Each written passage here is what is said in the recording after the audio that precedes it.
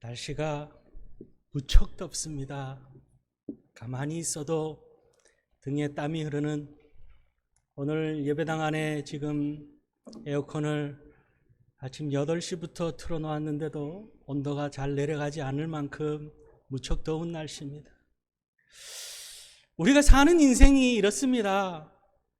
뜨거운 땡볕을 지나는 것 같은 그런 광야 같은 세상을 우리는 살아갑니다. 낮에는 정말 타들어갈 것 같은 그런 뜨거운 땡볕길을 걷는 그런 삶이요, 밤에는 또 혹독한 추위가 몰아치는 그런 밤이 찾아올 때도 있습니다. 그런 광야 같은 인생길을 가는 것이 우리 인생길입니다. 그런데 이 광야 같은 인생길을 가는 우리들에게 하나님께서는 그냥 지켜보고만 있지 않으시고 날마다 우리와 함께 하시며 이스라엘 백성들과 동행하셨던 것처럼 낮에는 구름 기둥으로 그늘을 만들어주시고 밤에는 불 기둥으로 사나운 맹수들을 쫓고 또한 추위를 이길 수 있도록 주님께서 역사하고 계신다는 사실이죠. 2022년 벌써 상반기가 다 지나갔습니다. 2022년 출발할 때 우리는 곧 마스크를 벗을 수 있지 않을까 하는 기대감을 가지고 그렇게 출발했습니다마는 언제 이 마스크를 벗을 수 있을지 아직도 기약이 없습니다. 코로나19 확진자들이 줄어드는가 싶더니 다시금 또 늘어나고 있습니다. 이런 어려운 가운데 여러 가지 이 질병의 어려움, 또한 우리가 아는 것처럼 경제적인 어려움이 찾아왔습니다. 모든 물가가 배 이상 껑충 뛰었습니다. 삶이 팍팍한 그런 삶을 살아가고 있습니다. 그러나 중요한 것은 이 뜨거운 땡볕 같은 인생길을 가는 우리들을 하나님께서는 그냥 내버려 두지 않으시고 동행하고 계신다는 거예요. 필요에 따라서 구름기둥, 불기둥을 허락하여 주시고 만나와 메추라기를 허락하시는 분이 우리 하나님이신 줄 믿고 하나님 은혜에 감사하며 살아갈 수 있는 지난 시간들을 돌아보면은 그저 주님의 은혜입니다. 이 어렵고 팍팍한 광야 같은 삶 가운데서도 하나님께서 채우시고 공급하여 주셨음에 우리는 그저 은혜였음을 우리가 고백하며 감사할 것밖에 없음을 또한 이 시간 주님 앞에 내려놓습니다. 오늘 본문 10편 78편 말씀은 이스라엘 백성들이 광야길을 가는 동안, 출애굽하여서 광야길을 가는 동안 하나님이 베푸신 은혜와 긍휼을 덧입고 살아왔음을 보여주는 그런 귀한 말씀입니다. 오늘 말씀을 통하여서 주의 은혜를 더욱더 깊이 깨닫고 넘치는 감사의 삶을 통하여서 하나님께서 더욱더 물 붓듯이 부어주시는 놀라운 은혜를 경험하며 살아가는 복된 인생의 주인공들이 다 될 수 있기를 2022년 남은 하반기 동안도 그렇게 주님을 경험하며 간증거리가 넘치는 복된 삶을 사시는 그런 우리 성도님들 다 될 수 있기를 주님의 이름으로 축원합니다. 첫 번째는요, 하나님께서는 이스라엘 백성들을 만나서 저들에게 은혜의 하나님으로 다가가셨습니다.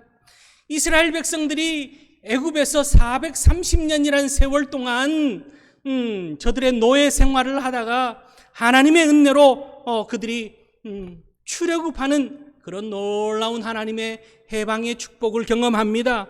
오늘 12절 말씀을 보면은요, 옛적에 하나님이 애굽 땅 소환들에서 기이한 일을 그들의 조상들이 목전에서 행하셨으되 그렇게 말하고 있습니다. 하나님께서는 이스라엘 백성들을 애굽에서 출애굽시켜서 약속된 땅 가나안 땅으로 가게 하기 위해서 이 애굽에 10가지 재앙을 내리시고 또한 홍해를 건너게 하시고 그들을 마른 땅을 건너는 것처럼 축복해 주셨습니다.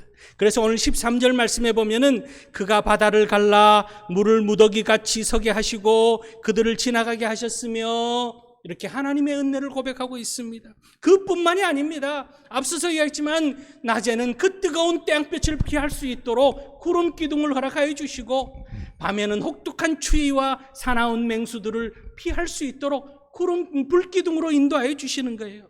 14절 말씀에 보면은 낮에는 구름으로 밤에는 불빛으로 인도하셨으며 그렇게 말합니다. 광야에서요, 무엇이 먹을 게 있습니까? 농사를 짓는 것도 아니고 목축을 하는 것도 아니고 저들이 배고픔과 그 목마름 속에 헤매일 때 하나님께서는 저들에게 물을 허락하십니다. 15절 16절 말씀을 보면은 광야에서 반석을 쪼개시고 매우 깊은 곳에서 나오는 물처럼 흡족하게 마시게 하셨으며 또 바위에서 시내를 내사 물이 강같이 흐르게 하셨으나 이렇게 말하고 있습니다. 광야에서도 부족함이 없도록 하나님께서 채워주셨다라는 거죠. 넘치도록 채워주시되 흔들어 넘치도록 역사하시는 하나님의 은혜를 날마다 광야길을 가는 동안 40년이란 세월 동안 경험하며 살아갈 수 있도록 하나님께서 이스라엘 백성들에게 축복하여 주셨다는 거예요. 하나님께서는요, 그 축복하시고 인도하심이 목자가 양을 인도하는 것 같다라고 오늘 우리가 읽은 본문 뒤에 52절 말씀에는 기록합니다. 그가 자기 백성을 양같이 인도하여 내시고 광야에서 양떼같이 지도하셨도다. 그렇게 말하고 있습니다. 오늘 우리의 인생이 그렇습니다. 참 광야 같은 삶이기에 늘 부족합니다. 물질적으로도 여러분 얼마가 있으면 만족하시겠습니까? 여러분 돈이 얼마나 있으면 만족할 것 같습니까? 있어도 부족한 것처럼 느껴지는 게 돈입니다. 한 10억 좀 있으면 만족할 것 같지만 10억이 있으면 한 20억만 있어도 좋겠다. 한 20억 있으면은 한 40억 있으면 좋겠다. 그렇게 만족함이 없는 게 우리가 살고 있는 광야 같은 세상입니다. 건강도 마찬가지입니다. 조금만 더 건강했으면 60년, 70년, 80년 건강하게 살았음에도 불구하고 세월이 지나서 낡고 우리 몸도 그렇습니다. 그럼에도 불구하고 그래도 또 건강했으면 좋겠다고 우리는 건강을 외칩니다. 그래서 건강하려고 부단히 노력하죠. 외모도 그렇습니다. 조금만 더 예뻤으면 그러지 않습니까? 그죠? 그래서 막 고치기도 합니다. 문신을 새기고, 그죠? 칼로 째고 막, 코도 막 하고 이렇게 어떻게 하든 더 이뻐 보이고 더 잘나 보이려고 부단히 노력합니다. 한다고 만족됩니까? 또 하고 또 해야 되는 게 그 인생이죠. 그렇게 우리는 이 세상 광야 같은 삶을 살기에 이 땅에서 참 만족을 느끼지 못하는 부족함을 느끼며 살아가는 그런 인생입니다. 그런 우리에게 하나님께서 채우시고 공급하시고 오늘 이스라엘 백성들에게 저들에게 물을 허락하여 주시며 목자가 양을 인도하는 것처럼 저들에게 먹을 것을 제공하시고 구름기둥 불기둥으로 인도하신 것처럼 오늘 우리도 그렇게 하나님께서 역사하고 계심을, 그래서 오늘 우리가 이 자리까지 있을 수 있음을 감사하며 살아갈 수 있기를 바랍니다. 감사하며 살아갈 수 있기를 바랍니다.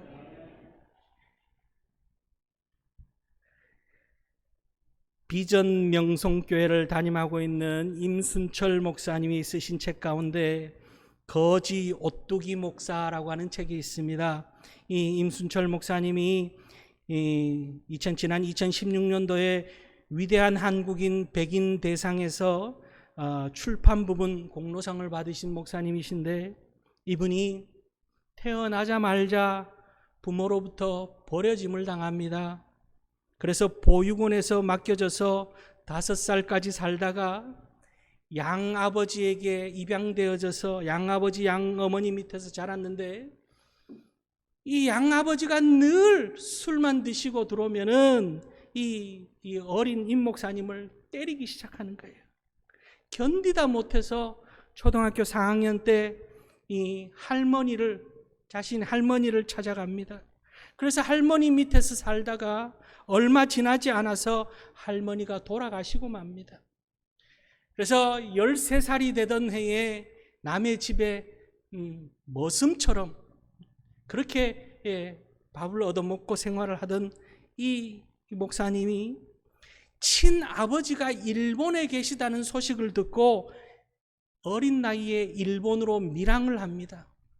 16살, 17살 때 일본으로 밀항을 해서 거기서 아버지를 찾던 중에 일본 그 조직폭력배, 야쿠자라 그러죠? 조직폭력배에 휩싸여서 18살 되던 해에 야쿠자 조직의 가장 어리고 아주 두려움 없이 제일 앞장서서 사람을 해치는 일을 하던 그런 참 불행한 인생을 살게 됩니다.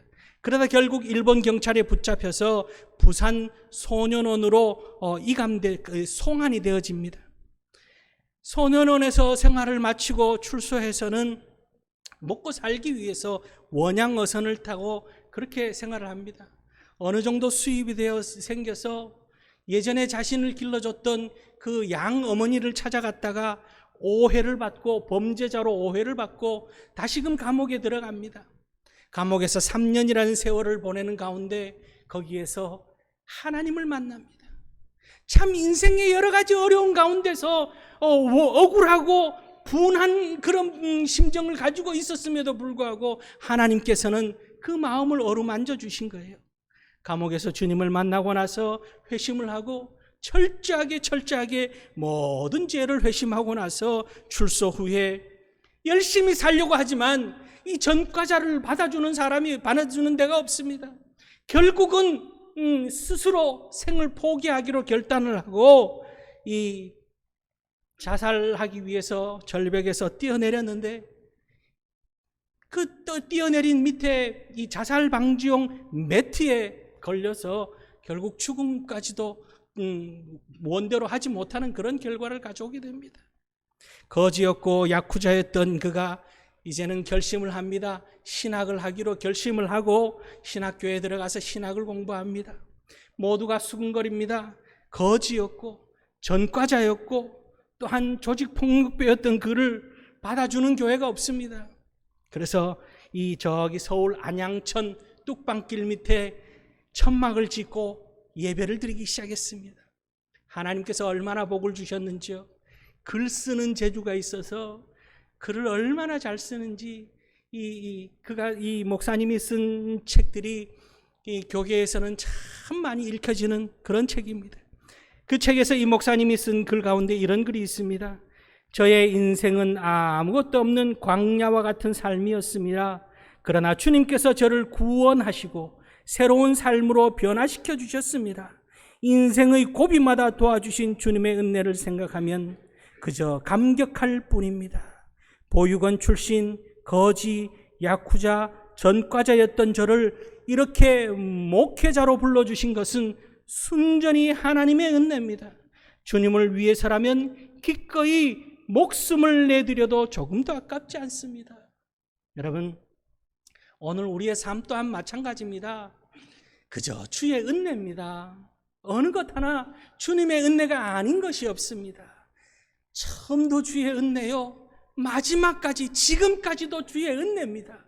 앞으로도 주의 은혜 가운데 살게 될 줄 믿으실 수 있기를 바랍니다. 그러기에 우리는 주님 앞에 감사할 수밖에 없습니다. 어떤 문제를 만나도, 인생의 어떤 고비를 만나도 이스라엘 백성들에게 있어서 그 반석에서 샘솟는 물을 허락하여 주시고 구름기둥 불기둥으로 인도하여 주신 그 하나님께서 오늘도 변함없이 우리와 함께하여 주실 줄 믿고 넘치는 감사로 채워지는 인생을 사는 그런 우리 성도님들, 그래서 더욱더 하나님의 큰 은혜를 경험하며 사시는 축복의 주인공들이 다 될 수 있기를 주님의 이름으로 축원합니다. 두 번째는요, 그럼에도 불구하고 하나님의 베푸신 그 놀라운 은혜를 받았음에도 불구하고 하나님을 거역했던 것이 이스라엘 백성들이었습니다. 오늘 8절 말씀을 보면은 그들의 조상들 곧 완고하고 패역하여 그들의 마음이 정직하지 못하며 그 심령이 하나님께 충성하지 아니하는 세대와 같이 되지 아니하게 하려 하심이로다. 완고하고 완악했다라고, 악하였다고 주님을 원망하는 이스라엘 백성들은요, 광야길을 가면서 이렇게 하나님께서 주심에도 불구하고 시시때때로 주님을 원망하고 불평합니다. 하나님께서 출애굽할 때에 그들이 경험했던 그 기적들, 그 이적들을 경험하고 놀라운 홍해를 건넜음에도 불구하고 원망하고 불평하는 것이 이스라엘 백성들의 모습이었습니다. 하나님이 가장 싫어하는 것, 원망하고 불평하는 것을 하나님은 싫어하십니다. 하나님은 좋아하지 않습니다. 원망하고 불평한다는 것 그 자체가 비판과 부정을 하나님을 인정하지 않는 것이기에 하나님은 좋아하지 않습니다. 그래서 오늘 하나님께서는 11절을 보면은 여호와께서 행하신 것과 그들에게 보이신 그의 기이한 일을 잊었도다 이렇게 말하고 있습니다. 다 잊어버린 거예요. 하나님의 놀라운 은혜를 받았음에도 불구하고 잊어먹고 사는 거죠. 그리고는 심지어 하나님을 대적하기 시작합니다. 18절 19절 말씀을 보면은 그들이 탐욕대로 음식을 구하여 그들의 심중에 하나님을 시험하였으며 그뿐 아니라 하나님을 대적하여 말하기를 하나님이 광야에서 식탁을 베푸실 수 있으랴. 하나님을 시험하며 하나님을 대적하며 하나님을 거역하는 모습을 보이는 것이 이스라엘의 백성들입니다. 여러분, 오늘 우리는 어떻습니까? 오늘 우리의 모습은 어떤 모습으로 살아가고 있습니까? 날마다 순간순간마다 하나님 앞에 넘치는 감사를, 그 은혜를 기억하며 살아가고 있습니까? 그러지 않고 시시때때로 비판하며 불평하며 원망하며 불순종한 모습으로 살아가고 있지는 않습니까?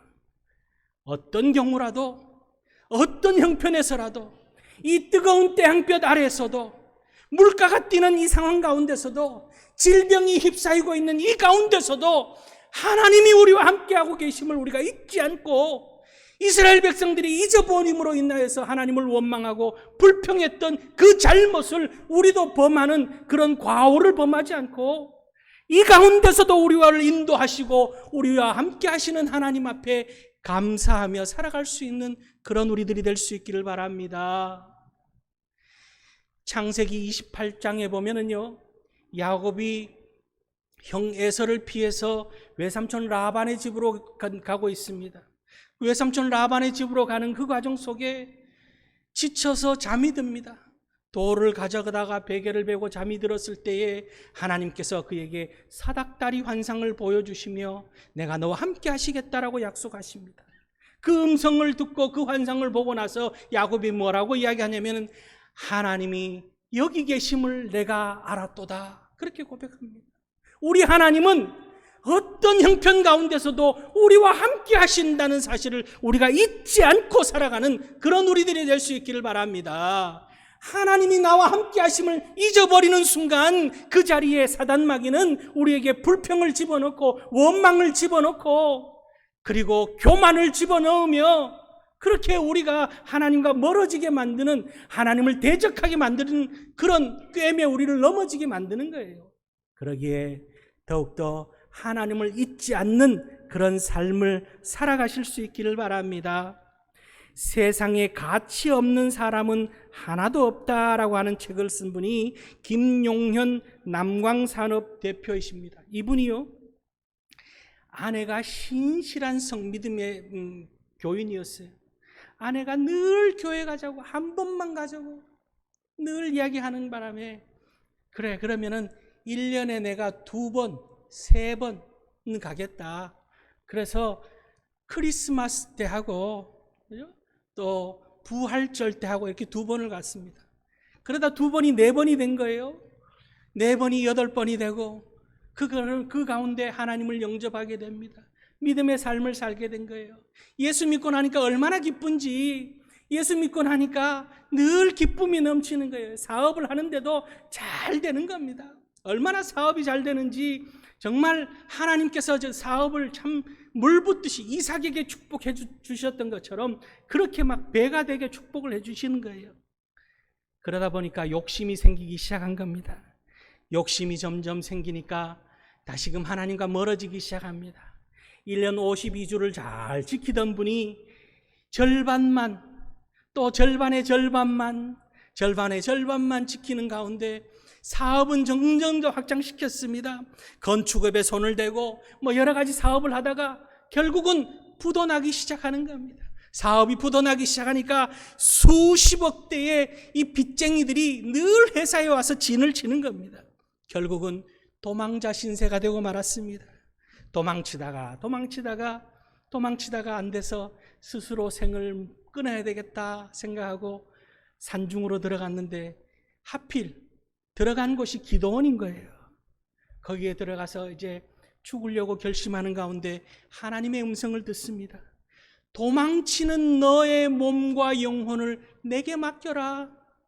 내가 너를 치유하고 회복시켜 주실 거다. 줄 거다. 나에게 온전히 맡기라는 거예요. 그때서야 전신을 차리고 하나님 앞에 자기의 삶을 다 드릴 것을 고백합니다. 온전히 하나님 앞에 다 드리고 믿음을 회복하기 시작합니다. 그러자 하나님께서는 놀랍도록 사업도 회복시켜 주시고 가정도 회복시켜 주시고 회복시켜 주시는 거예요. 그때부터 이분이요, 김용년 대표가 선교회를, 남광 선교회를 조직하고 자신의 모든 수입, 생활비를 뺀 모든 수입을 선교회에 다 기탁을 합니다. 그래서 이 남광 선교회가 국내, 해외 산업 선교, 또한 해외 선교, 여러 가지 어려운 선교들을 잘 감당하고 있다는 거죠. 여러분, 하나님께서는 날마다 우리에게 은혜 베푸시는 하나님이십니다. 우리가 성령 충만한 가운데 살아갈 수 있도록 축복하시는 분이 우리 하나님이신 거예요. 우리 가운데 짜증이 나고 원망이 나고 불평이 난다면은 내 스스로를 한 걸음 물러서서 나 자신을 돌아보며 하나님의 은혜를 잊어버린 것은 아닌지, 감사를 잃어버린 것은 아닌지 나 자신을 돌아볼 줄 아는, 그리고 하나님 앞에 용서를 구하고 믿음을 회복하는, 그래서 더 큰 은혜가 우리 가운데 채워지는 놀라운 축복을 경험하면서 하는 그런 신실한 축복의 주인공들이 다 될 수 있기를 주님의 이름으로 축원합니다. 세 번째는요, 그럼에도 불구하고 하나님은 이스라엘 백성들을 사랑하시고 풍성한 식탁을 광야에 허락하고 계신다는 거예요. 오늘 우리가 읽은 본문 뒤에 23절부터 25절까지 말씀을 보면은, 그러나 그가 위에 궁창을 명령하시며 하늘 문을 여시고 그들에게 만나를 비같이 내려 먹이시며 하늘 양식을 그들에게 주셨나니 사람이 힘센 자의 떡을 먹었으며 그가 음식을 그들에게 충족히 주셨도다. 이렇게 말하고 있습니다. 하나님께서요, 하늘 문을 여시고 이스라엘 백성들이 가나안 땅에 들어가서 정착할 때까지 만나를 허락해 주십니다. 만나만 허락하여 주시는 것이 아니라 그들의 식탁이 조금 더 부족함이 없도록 그들에게 고기, 메추라기를 또 공급해 주시는 거예요. 27절, 29절 말씀을 보면은 먼지처럼 많은 고기를 비같이 내리시고 나는 새를 바다에 모래같이 내리셨도다. 그가 그것들을 그들의 진중에 떨어지게 하사 그들이 거처에 두르셨으므로 그들이 먹고 심히 배불렀나니 하나님이 그들이 원대로 그들에게 주셨도다. 여러분, 이 하나님이 오늘 우리에게도 동일한 하나님으로 역사하여 주시는 줄 믿으실 수 있기를 바랍니다. 이스라엘 백성들은 하나님을 시험하고 거역했지만 오히려 하나님은 저들을 사랑으로 긍휼로 여기시고 이들에게 풍족하게 하늘 문을 여시고 축복하시고, 또한 저들이 정말 비처럼 내리시는 그런 귀한 식탁을 경험할 수 있도록 역사해 주셨다라는 거예요. 38절 말씀에는요, 오직 하나님은 긍휼하심으로 죄악을 덮어주시어 멸망시키지 아니하시고 그의 진노를 여러 번 돌이키시며 그의 모든 분을 다 쏟아내지 아니하셨으니, 그렇게 말합니다. 우리의 잘못을, 우리의 죄를 하나님께서 일일이 하나하나 물으신다면은 우리 중에 살아남을 자가 누가 있겠습니까? 하나님은 긍휼하신 하나님이시기에 우리의 잘못을 때로는 덮어주시고 감싸주시고, 우리가 아버지 하나님 앞에 나와서 용서를 구하기만 하면은 다 용서하시고, 그리고 오히려 오늘 이렇게 하늘의 빛처럼 은혜 베푸시는 식탁을 허락하시는 분이 우리 하나님이신 줄 믿고 광야 같은 인생길에서 이 식탁을 경험하며 살아가는 축복의 주인공들이 다 될 수 있기를 주님의 이름으로 축원합니다. 성공의 신부님이었던 대천덕 신부님은 신학교 교수로 계시다가 하나님의 음성을 듣고는 저 강원도 태백에 예수원이라고 하는 수도원을 세우셨습니다. 처음에는 그 강원도 산골짜기에 수도원을 짓고 참 어떻게 이것을 수도원을 꾸려나갈까, 어떻게 생활할까를 염려를 하며 걱정했지만 하나님께서 채워주시는 놀라운 축복을 경험합니다. 이 대천덕 신부님이 돌아가시고 나서 그의 아내 되는 현재인 사모님이 쓴 책에 보면은 예수원 이야기 광야에 마련된 식탁이라고 하는 책에 이렇게 쓰여져 있습니다. 그때부터 지금까지 우리의 삶은 기적의 연속이었습니다. 우리는 한 번도 돈을 달라고 요청한 적이 없었고 돈이 부족하다는 사실을 사람들에게 말한 적도 없었습니다. 그런데도 하나님은 항상 필요한 것을 공급해 주셨습니다. 우리가 집에 있는 마지막 음식까지 다 먹었을 때도 있었지만 하나님은 항상 다음 끼니에 맞게 무엇인가를 보내주셨습니다. 하나님은 또한 우리와 함께 일할 사람도 보내주셨습니다. 우리는 지난 33년 이 모든 세월을 기적으로 살았습니다. 그것은 하나님이 광야에 마련해 두신 식탁이었습니다. 그렇게 고백했습니다. 여러분, 우리의 노력과 우리의 힘만으로 이 세상, 이 어려운 세상, 광야 같은 세상을 감당하기에는 참으로 벅찹니다. 그러나 이 우주 만물을 창조하신 하나님께서 우리와 함께 하시면은 넉넉히 이기고도 남는 복된 인생의 발걸음이 될 줄로 믿고 광야 같은 인생길을 가는 동안 친히 우리를 돌보시고 우리를 인도하시고 놀라운 은혜로 기적 같은 역사로 채우시고 공급하시는 하나님이 계심을 우리는 잊지 않고 늘 감사하며 채우시고 공급하심에 그 귀한 축복과 은혜를 경험한 것을 자랑하며 증거하는 그런 인생의 발걸음을 사시는, 그래서 이 인생의 발걸음을 다 마치고 저 천국에 입성할 때에는 주님 앞에 서서 기쁨과 감사로 주님을 만나는 복된 성도님들 다 될 수 있기를, 또한 이 땅에서 넘치는 감사로 날마다 감사로 채워진 인생을 사는 우리 모두가 될 수 있기를 주님의 이름으로 축원합니다. 기도하시겠습니다.